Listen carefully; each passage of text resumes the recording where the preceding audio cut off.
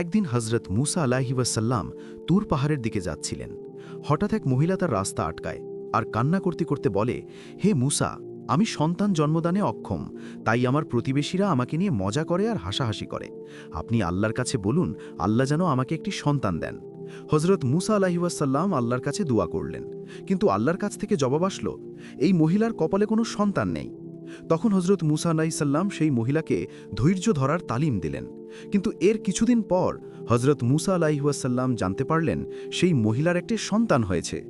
এটা শুনে তিনি আশ্চর্য হয়ে গেলেন, কারণ মহান আল্লাহ তাআলা বলেছিলেন তার কপালে কোনো সন্তান নেই। তখন তিনি আল্লাহর কাছে জানতে চাইলেন, এটা কিভাবে সম্ভব হলো। মহান আল্লাহ তাআলা তখন বললেন, হে মুসা, যদি তুমি জানতে চাও সেই মহিলা কিভাবে সন্তান জন্মদান করলেন, তাহলে তোমার জাতির মধ্যে থেকে আমাকে কিছু মানুষের শরীরের মাংস কুরবানি এনে দাও। হজরত মুসা আলাইহিস সালাম তার জাতির কাছে গেলেন আর তার জাতির কাছ থেকে মানুষের শরীরের কুরবানির মাংস চাইলেন, কিন্তু সবাই ভয় পেয়ে গেলেন, কেউ রাজি হলেন না। তখন হজরত মুসা আলাইহিস সালাম এক ফকিরকে পেলেন।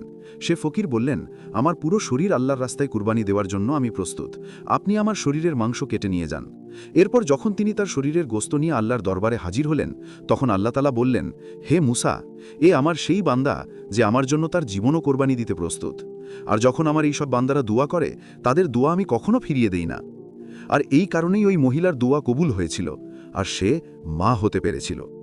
ভিডিও ভালো লাগলে একটা সাবস্ক্রাইব করে দিও।